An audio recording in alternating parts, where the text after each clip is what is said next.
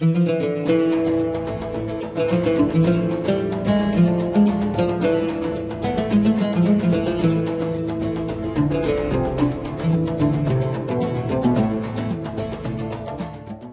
আলাইকুম রহমতুল্লাহি ওবারাকাতু। সুপ্রিয় দর্শক, প্রাইম ব্যাংক হাসানা ইসলামী ব্যাংকিংয়ের সৌজন্যে সময় টেলিভিশনের বিশেষ আয়োজন ইসলামী অর্থনীতি অনুষ্ঠানে আপনাদেরকে স্বাগত জানাচ্ছি। বর্তমান বিশ্বে ও জাতীয় প্রেক্ষাপটে ইসলামী অর্থনীতি ও শরিয়া ভিত্তিক ব্যাংকিংয়ের গুরুত্ব দিন দিন বেড়েই চলছে।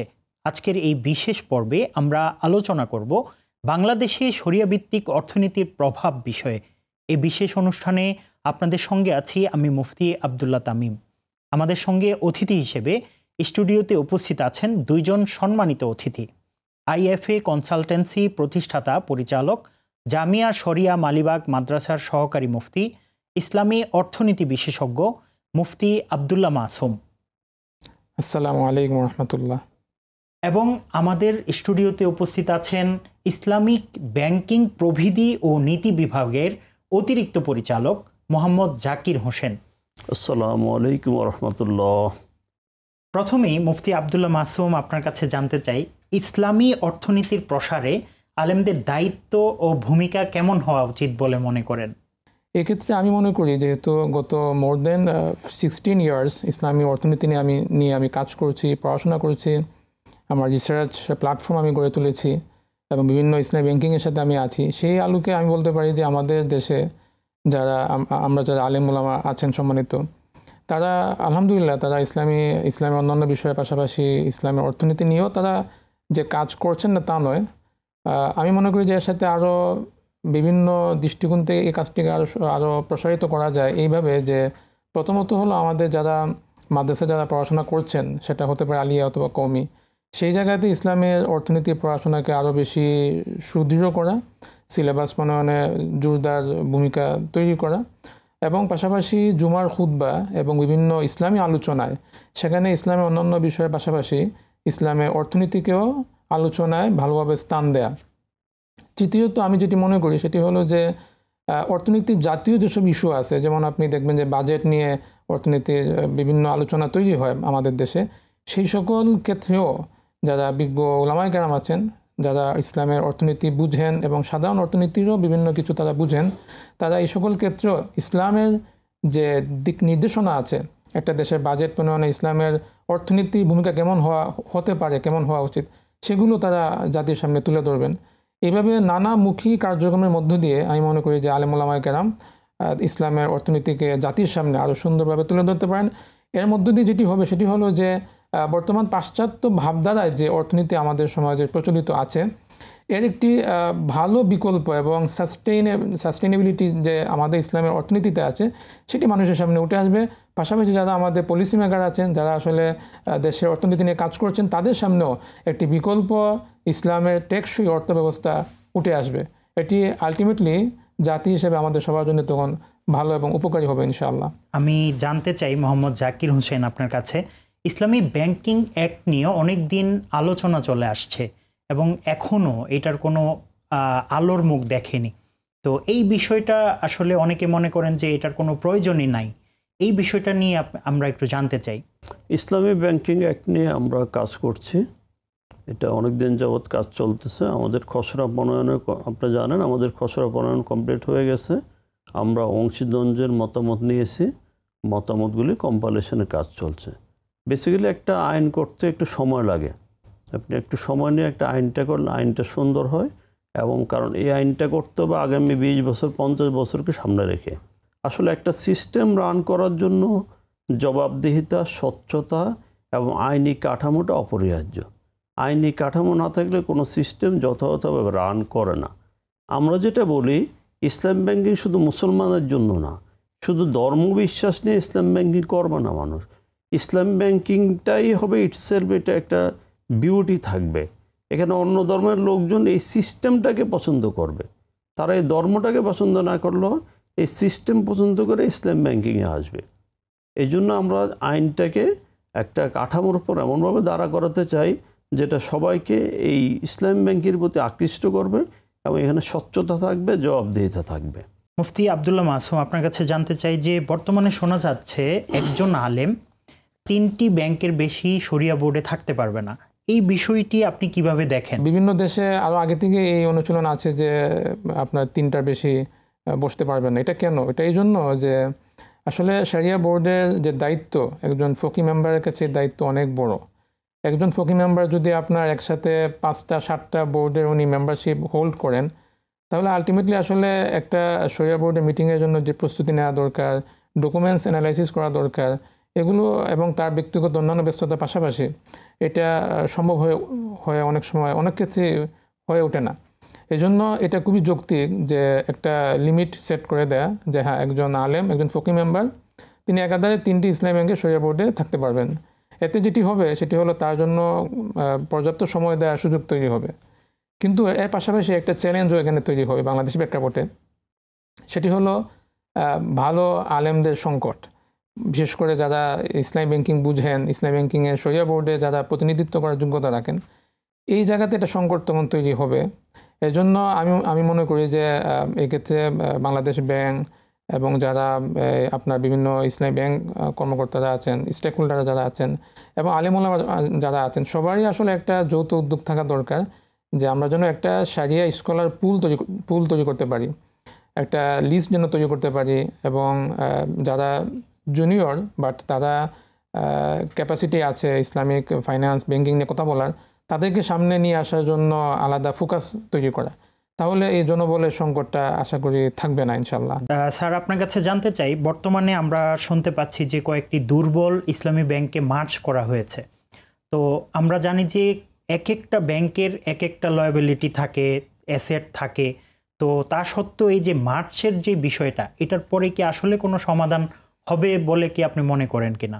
আসলে মার্জ করাটা প্রয়োজন হয়েছে ব্যাংকগুলির বর্তমান আর্থিক অবস্থা বিবেচনায়।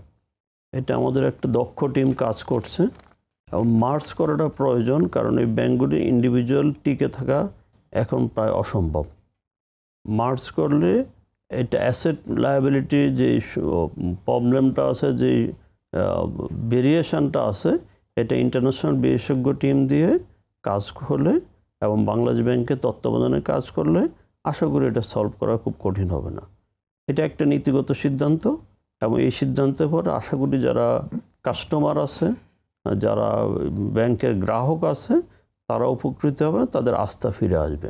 দেশের শরিয়া বোর্ডসমূহের মধ্যে কওমি আলেম যারা আছে তাদের উপস্থিতিটা তুলনামূলক কম, এটার কারণ কি বলে মনে করেন আপনি?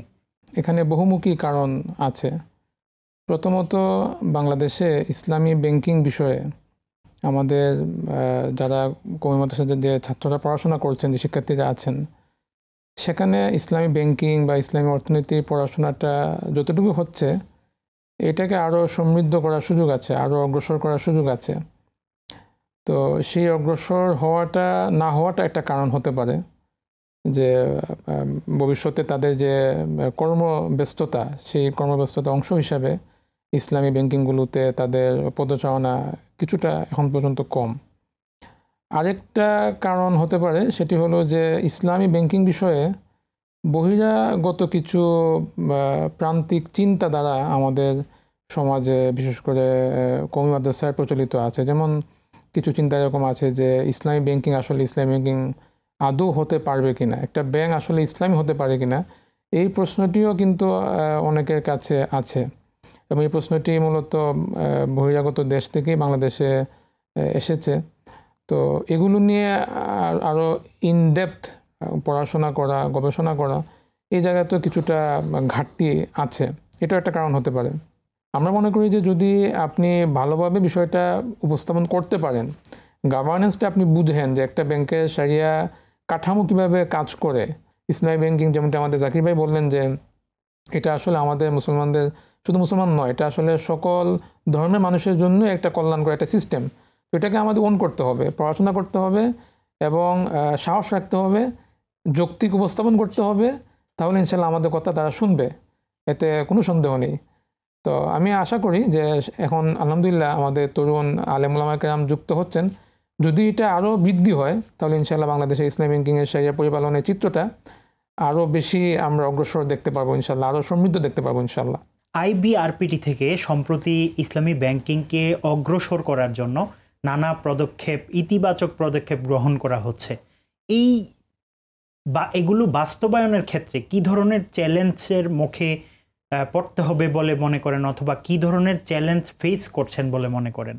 আমরা বাংলাদেশ ব্যাংক অতি আনন্দের সাথে আমরা গত 2 মাস আগে ইসলামিক বিআরপিডি ডিপার্টমেন্ট চালু করি। ডিপার্টমেন্টে আমরা অনেকগুলি কাজ হাতে নিয়েছি। এখানে চ্যালেঞ্জের বিষয় হলো অবকাঠামোগত যে আইনি সাপোর্ট, এখানে হিউম্যান রিসোর্স এবং অন্যান্য আরও কিছু প্রতিবন্ধকতা আছে। যেমন আমাদের ইসলামী ব্যাংকিং আইন আমরা করতে পারি না এখনও, এটা আসলে আমাদের জন্য একটা দুর্বলতা। আমরা একটা আপ টু ডেট গাইডলাইন করতে পারি নাই, সেটা নিয়ে আমরা কাজ করছি। আমাদের ম্যান পাওয়ার ডেভেলপমেন্টের একটা বড় সুযোগ আছে। যেমন মাশাআল্লাহ আমি ইসলামী ব্যাংকিংয়ের উপর আন্তর্জাতিক এবং স্থানীয় কয়েকটা ডিগ্রি নিয়েছি। আমরা শেখার চেষ্টা করতেছি আমার ডিপার্টমেন্টের সবাই। তা আমাদের দিক থেকে এখন একটা বড় মেসেজ হলো ব্যাংকগুলির প্রতি, যে আপনার যদি শরিয়া ব্যাংকিং করতে হয় তাহলে শরিয়া মেনেই করতে হবে, আদারওয়াইজ শরিয়া ব্যাংকিং করার আর কোনো সুযোগ নাই। আমরা মহতরম যে কথাটা বললেন যে আমরা শরিয়া সুপারভাইজারি বোর্ড রিফর্ম করার কাজ হাতে নিয়েছি। শরিয়া সুপারভাইজারি বোর্ড আসবে, ওনারা শরিয়া সম্বন্ধে আলোচনা করবে এবং সিদ্ধান্ত দেবে। এখানে শরিয়া বা মুফতি অথবা ফকি মেম্বার ছাড়া অন্য কেউ শরিয়া সুপারভাইজারি বোর্ডের মেম্বার হতে পারবে না। আমরা একটা জিনিস পরিষ্কার বলবো, সেটা হলো শরিয়া সংক্রান্ত বিষয়ে শরিয়া সুপারভাইজারি বোর্ডের সিদ্ধান্ত চূড়ান্ত বলিয়া গণ্য হবে। ব্যাংক ম্যানেজমেন্ট এবং ব্যাংকের পরিচালনা পর্ষদ এটা পরিপালনে বাধ্য থাকবে। দ্যাট মিনস আমাদের এখন টার্গেট হলো আমরা শরিয়া কমপ্লায়েন্সের দিকে যাব। আমরা হুজুরের আরেকটা কথা যদি উদ্ধৃতি দিই আমি, আমরা একটা পুল তৈরি করব, যেখানে আমরা প্রয়োজনে তাদেরকে হুজুর মুফতি বা ফকি মেম্বার যারা আছে তাদেরকে ট্রেনিং দিব, দিয়ে ইসলাম ব্যাংকিং শিখাবো, ইসলাম ব্যাংকিং সম্বন্ধে আইডিয়া দিব।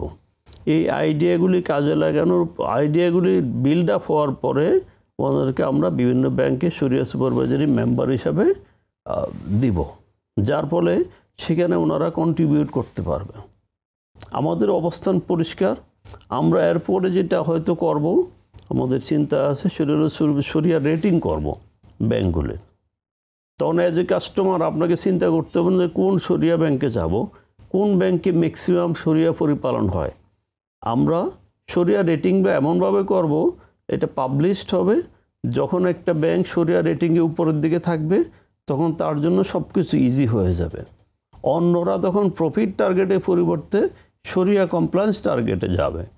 আমরা ওই আশা করতেছি এবং আমরা আস্তে আস্তে ব্যাংকগুলিকে শরিয়া কমপ্লায়েন্স 100% করতেই হবে। ইসলাম ব্যাংকিং ইসলাম একটা পূর্ণাঙ্গ জীবন বিধান, ইসলামী ব্যাংকিংও পূর্ণাঙ্গ। এখানে অর্ধেক 1/3 হাফ করার কোনো সুযোগ নাই। তা আমরা আশা করি ইসলাম ব্যাংকগুলিকে আমরা শরিয়া পরিপালনে বাধ্য করতে পারবো।